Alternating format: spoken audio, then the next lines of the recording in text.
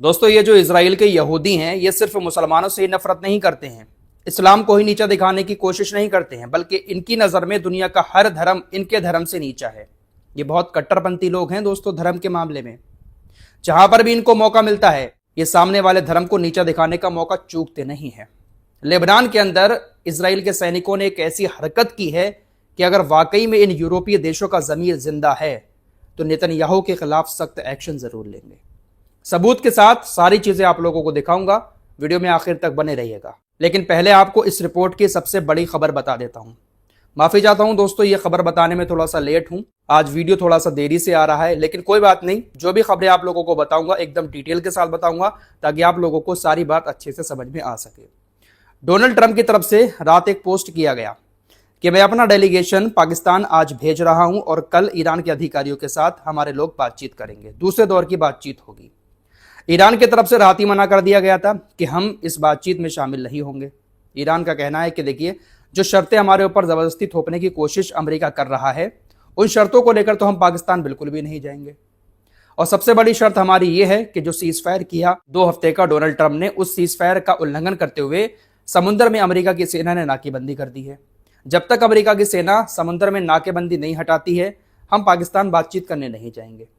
साफ मना कर दिया गया ईरान की तरफ से कि कोई भी दूसरे दौर की बातचीत अमेरिका के साथ नहीं होगी। डोनाल्ड ट्रंप ने जब इस बात को लेकर पोस्ट किया था कि हम अपने डेलीगेशन को, अपने अधिकारियों को पाकिस्तान आज भेज रहे हैं, उसी के नीचे एक धमकी भी लिखी थी कि अगर दूसरे दौर की बातचीत में कोई समझौता नहीं हो पाता है तो फिर हम ईरान के पावर प्लांट्स को निशाना बनाएंगे, ईरान के जितने भी पुल हैं उनको तबाह कर देंगे। एक बार फिर से ईरान के ऊर्जा संयंत्रों को निशाना बनाया जाएगा।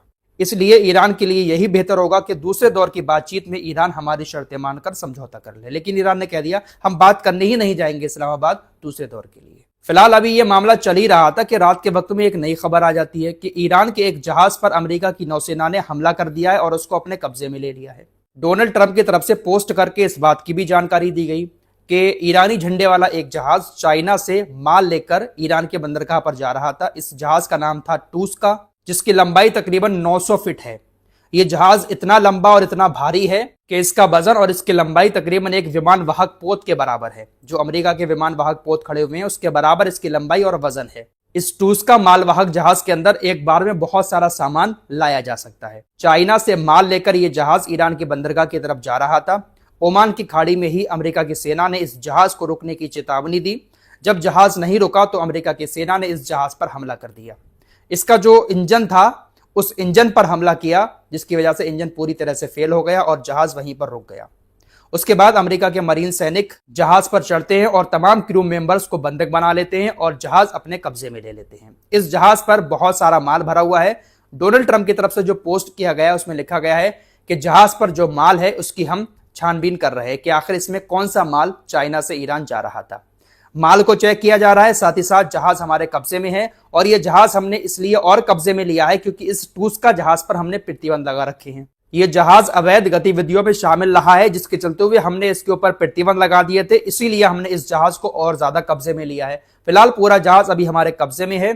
जितना माल ईरान का जा रहा था वो भी हमारे कब्जे में है। अभी भी ओमान की खाड़ी में अमेरिका की सेना ने ईरान के इस जहाज को रोक रखा है। अब जब ईरान के जहाज पर अमेरिका की तरफ से हमला किया गया तो पलटवार तो ईरान को करना था।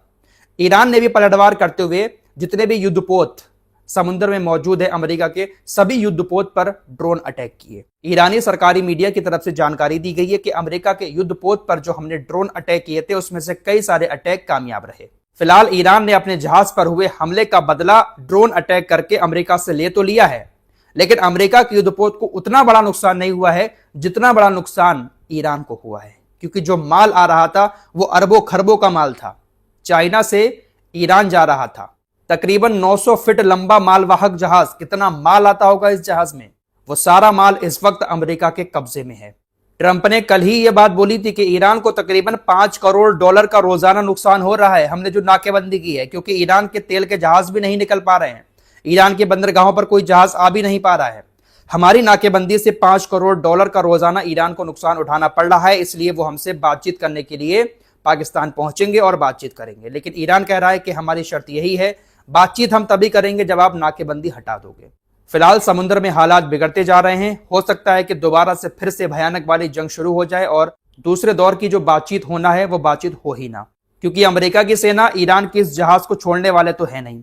वैसे भले ही छोड़ देते कोई और जहाज होता, लेकिन ट्रंप की तरफ से ये जो बात कही गई है कि ये टूस का जहाज है, इस पर हमने प्रतिबंध लगा रखे हैं पहले से ही, क्योंकि ये जहाज पहले भी अवैध काम करता रहा है समुद्र के अंदर, इसलिए हमने प्रतिबंध लगा रखे थे, इसीलिए हमने और ज्यादा पकड़ा है इसको।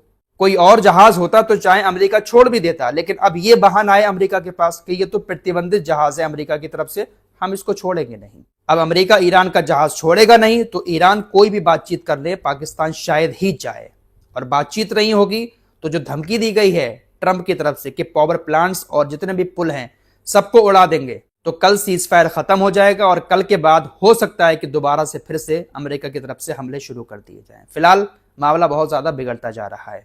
आइए अब आपको एक तस्वीर दिखाता हूं। यह तस्वीर लेबनान से सामने आई है।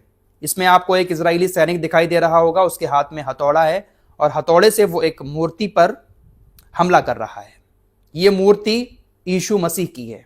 यीशु मसीह कौन है आप सभी लोग अच्छे से जानते हैं। लेबनान से यह तस्वीर सामने आई है। एक इजरायली सैनिक हथौड़े से यीशु मसीह की तस्वीर को नीचे गिराता है और उनका जो सर ऊपर है, मूर्ति का सर, उसको तोड़ने की कोशिश कर रहा है। मैं इसको बिलर करके दिखाऊंगा आप लोगों को। यीशु मसीह की मूर्ति को मैं बिलर कर रहा हूं क्योंकि मैं अपनी तरह सभी धर्मों की इज्जत करता हूं। मैं नहीं चाहता कि खुलकर इस तरह की बेहुदा तस्वीर दुनिया को दिखाई जाए, जहां पर एक इजरायली यहूदी सैनिक यीशु मसीह की मूर्ति पर हथौड़ा मारता हुआ नजर आ रहा है। उन तमाम यूरोपीय देशों के नेताओं को डूबकर मर जाना चाहिए जो खुलकर इजराइल का सपोर्ट करते हैं। यूरोपीय देशों के ज्यादातर नेता ईसाई धर्म से ताल्लुक रखते हैं। डोनाल्ड ट्रंप कौन है आप खुद गूगल कर लेना, लेकिन इसको अपने धर्म से कोई लेना देना नहीं है। इस तरह की तस्वीरों को देखने के बाद भी ट्रंप की तरफ से नेतन्याहू से कोई जवाब नहीं लिया जाएगा। कोई भी दुनिया का नेता, ईसाई नेता, नेतन्याहू से जवाब लेने की हिम्मत नहीं रखता है कि आखिर क्यों इस तरह से हमारे यीशु मसीह की मूर्ति को आपके सैनिक हथौड़ा मारकर तोड़ रहे हैं। अब हो सकता है कि कुछ लोग ऐसा सोचें कि ये एआई से बनी हुई तस्वीर भी हो सकती है। इजरायली सैनिकों को बदनाम करने के लिए इस तरह से एआई की तस्वीर का इस्तेमाल किया जा रहा है। आपको बताता चलूं, ये एआई से बनी तस्वीर नहीं है, बल्कि ये रियल तस्वीर है। और इस तस्वीर को लेकर इजराइल का जो विदेश मंत्री है उसकी तरफ से पोस्ट करते हुए शर्मिंदगी भी जाहिर की गई है। ये रहा आपकी स्क्रीन पर पोस्ट, पढ़ लेना आप लोग इसमें क्या लिखा है। इजराइल डिफेंस फोर्सेस ने भी शर्मिंदगी जाहिर की है अपने सैनिक की इस हरकत पर, और इजराइल का विदेश मंत्री भी शर्मिंदगी जाहिर कर रहा है और कह रहा है कि जिस तरह का यह काम किया गया है इसकी तरफ से सख्त कार्रवाई इसके ऊपर की जाएगी। हम सभी धर्मों का सम्मान करते हैं, ये करते हैं, वो करते हैं, लेकिन ये कट्टरता इनके अंदर कहां से आ रही है। इस्लाम को तो बहुत कट्टर कहा जाता है, मुसलमानों को बहुत कट्टर माना जाता है, लेकिन इनसे ज्यादा कट्टर और कौन होगा कि सिर्फ अपने ही धर्म को देखते हैं ये लोग, दूसरे धर्म की बेइज्जती करने में इनको बहुत मजा आता है। गाजा के अंदर क्या किया इन्होंने, तमाम बड़े बड़े चर्च को तबाह कर दिया, मस्जिदों को तबाह कर दिया, ईरान के अंदर भी धार्मिक स्थलों को तबाह कर दिया, लेकिन यूरोपीय देशों के लीडर की मजाल कि इनसे कोई जवाब ले सके। जवाब लेना तो बहुत दूर की बात है, बल्कि इनका सपोर्ट करने आ जाते हैं। अब डोनाल्ड ट्रंप से उम्मीद तो कर नहीं सकते कि इस तरह के मामलों पर उनकी तरफ से कोई पोस्ट किया जाएगा। हर मामले पर टांग अड़ाने आ जाते हैं, लंबा चौड़ा पोस्ट लिख देते हैं, लेकिन इस मामले पर पोस्ट नहीं करेंगे, क्योंकि डोनाल्ड ट्रंप तो अभी पिछले हफ्ते खुद ईसाइयों के सबसे बड़े धर्मगुरु पोप के खिलाफ बातें कर रहे थे। इस्लाम को दुनिया का सबसे कट्टर मजहब बताया जाता है, लेकिन सबसे कट्टर लोग कौन हैं आज पूरी दुनिया देख रही है। अपने आप को बस सही साबित करना है, बाकी सारे धर्मों की बेइज्जती कौन कर रहा है सभी को पता है। फिलहाल के लिए इतना ही, कुछ और खबरों के साथ फिर हाजिर होंगे। अपना ख्याल रखिएगा। अल्लाह हाफिज।